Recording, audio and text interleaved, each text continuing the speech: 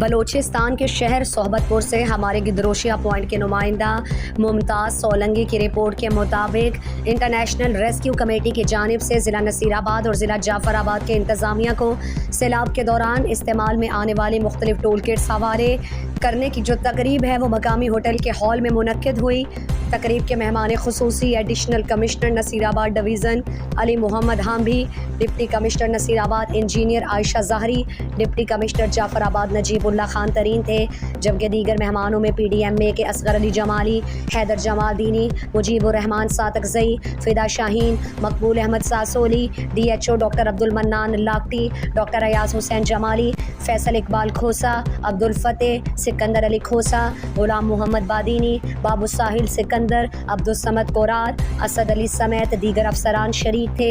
Additional commissioner Nasirabad division Ali Muhammad Hambi, deputy commissioner Nasirabad Ayesha Zahiri, deputy commissioner Jafarabad Najibullah Khan Tareen, I R C Balochistan کے head Muhammad Sharif Mengal, senior emergency response manager Muhammad Rafiq Damar, district manager I R C Nasirabad division طیب علی علانزئی اور عمار آغا نے کہا کہ اگست 2022 سے نصیر آباد division کے مختلف اضلاع میں مختلف این جی اوز کام کر رہی ہیں۔ آئی آر سی بلوچستان کے دیگر اضلاع کی طرح نصیر آباد اور جعفر آباد میں مختلف پروجیکٹس پر کام کر رہی ہے۔ 26,000 سے زائد فیمیلز کو نقد رقوم کی فراہمی کو یقینی بنایا گیا اور سیلاب متاثرہ علاقوں میں طبی سہولیات کے مراکز قائم کیے گئے، جبکہ 59 میڈیکل کیمپسز لگائے گئے۔ اس موقع پر آئی آر سی بلوچستان کے صوبائی سربراہ محمد شریف مینگل نے آئی آر سی کی جانب سے مختلف ٹول کٹس اور دستاویزات deputy commissioner Nasirabad Ayesha ظاہری اور deputy commissioner Jafarabad Najibullah Khan ترین کے حوالے کیے۔ دونوں اضلاع کے ڈپٹی کمشنرز نے انٹرنیشنل ریسکیو کمیٹی کی جانب سے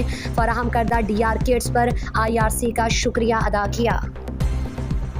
مزید دلچسپ معلومات اور خبروں سے آگاہ ہونے کے لیے Gadrosia point Facebook page, Instagram, Twitter کو فالو اور یوٹیوب چینل کو سبسکرائب کریں۔ بیل آئیکن بٹن دبانا نہ بھولیں